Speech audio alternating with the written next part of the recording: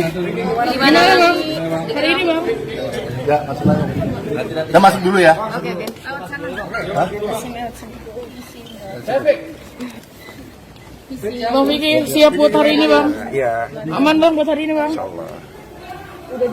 Oh, pintunya sebelah belakangnya mundur. Siap mundur guys.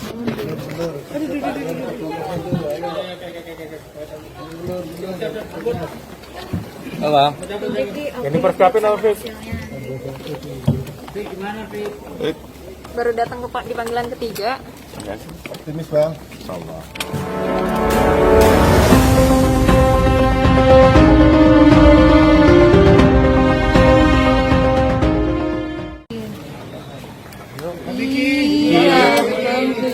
Ya, sedikit dong.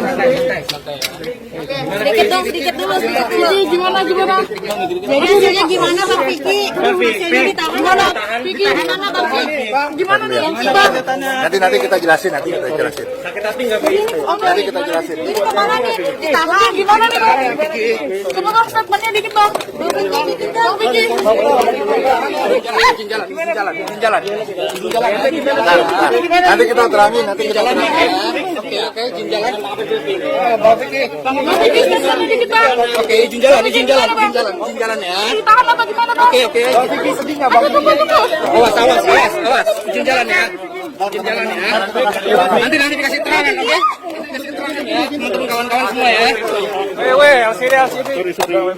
Vicky gimana? Ditahan Vicky. Bang Vicky, nggak mau nyampain sesuatu dulu Bang Vicky. Bang Vicky. Nggak apa-apa, Beb. Dia anak-anak ya, Beb. Yuk, tutup. Tutup. Siap. Gue di belakang. Bang Vicky. Udah ikut aja, tahu lah. Bang, dikit dong Bang. Bang gimana? Bang, statementnya Bang Vicky, dikit Bang Vicky. Bentar, Vicky. Bang Vicky, dikit dong. Kaki. Dompet. Oke.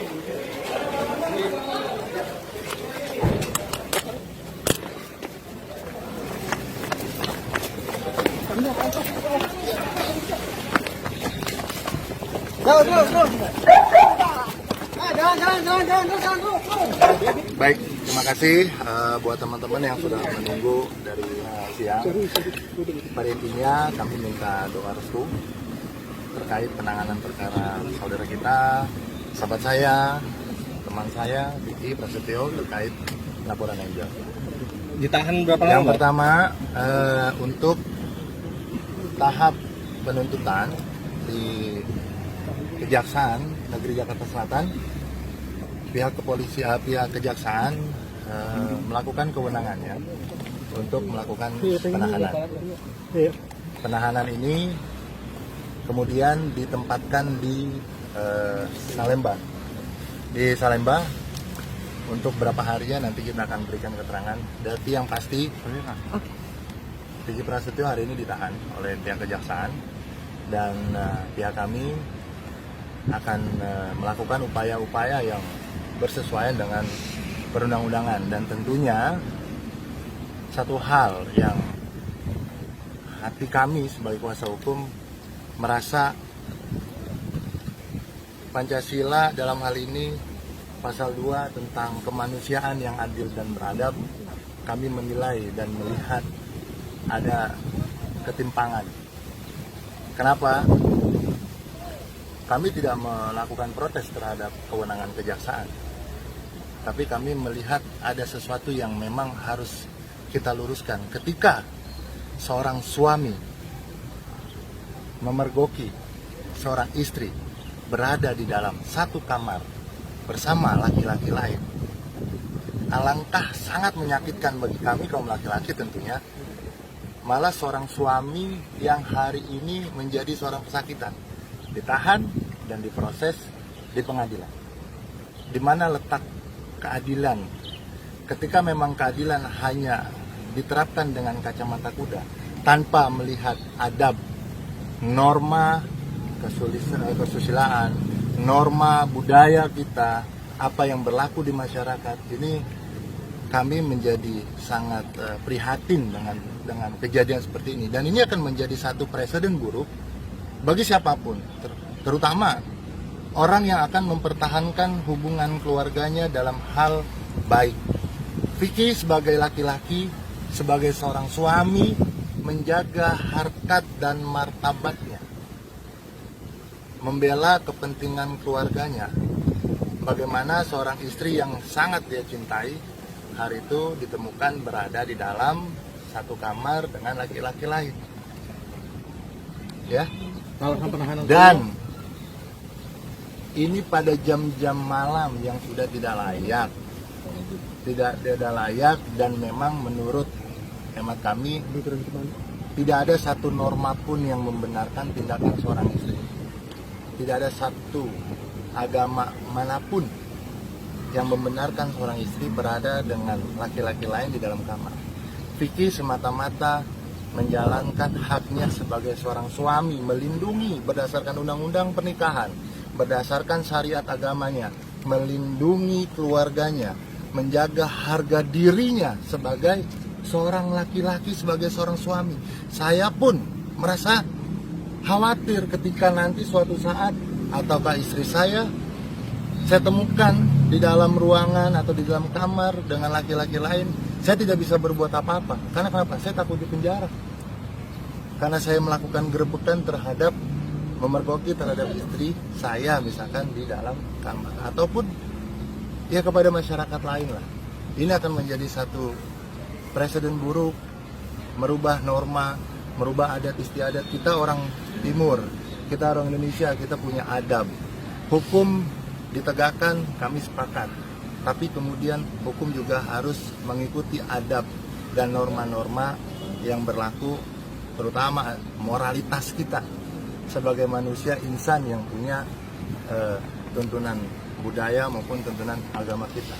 Bang, proses selanjutnya apa Bang kalau boleh tahu? Yang pasti kami akan menunggu proses daripada kejaksaan untuk segera memohon kepada pengadilan untuk disidangkan. Tentunya proses ini akan kita ikuti. Untuk masalah fakta hukumnya seperti apa, kita akan uji materi ini di dalam persidangan nanti. Nah, tentunya sekali lagi kita pengen juga masyarakat memahami permasalahan ini. Permasalahan ini timbul karena ada seorang suami yang katakan, sekali lagi saya ulangi, seorang suami yang memergoki istrinya berada di dalam kamar bersama laki-laki lain, dan hari ini yang menjadi pesakitan adalah seorang suami. Nah, pertanyaan saya adalah bagaimana pertanggungjawaban hukum terhadap dua orang ini? Terhadap terhadap istri dan terhadap laki-laki yang ditemui berada di dalam satu kamar yang memang secara hukum, norma, adat, istiadat, susila, agama pun tidak membenarkan.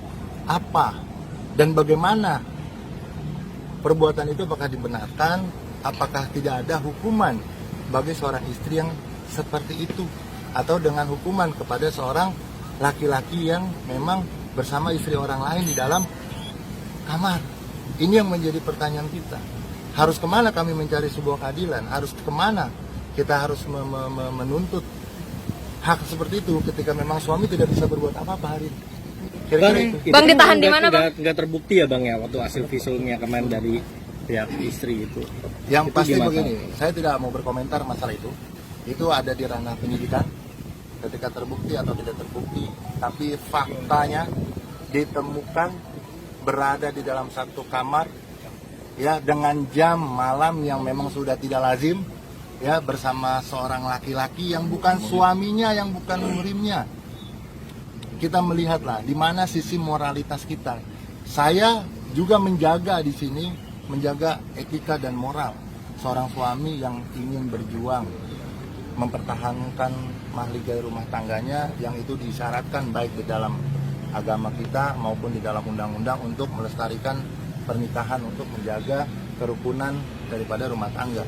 Nah, inilah kira-kira seperti apa hukuman bagi seorang istri yang melakukan itu dan seorang laki-laki yang melakukan itu. Kira-kira seperti apa? Ditahan di mana, Bang? Bukan ke Vicky sendiri, pasal apa sih Bang? Dan berapa lama? Yang pasti Vicky dijerat dengan undang-undang pasal 335, junto 310, junto kemudian pasal 327 ayat 3 Undang-Undang IT. Isinya apa kurang lebih Bang? Ya intinya isinya di sini Vicky dituduh melakukan perbuatan tidak menyenangkan dan melakukan fitnah. Nah, nanti kita uji lah di dalam Alasan persidangan. penahanannya sendiri apa sih Bang? Alasan penahanan itu subjektif daripada penuntut umum. Kami tidak punya kewenangan untuk melarang atau mengintervensi. Kami mengikuti saja. Kami mengikuti saja apa yang memang sudah menjadi kewenangan daripada jaksa sebagai penuntut, sebagai sesama penegak hukum. Kami tidak bisa mengintervensi. Artinya ketika jaksa memutuskan untuk dilakukan penahanan, ya kita ikuti. Ketika harus ditempatkan di Salemba, kita ikuti. Bukan Salemba, Bang. Salemba ya.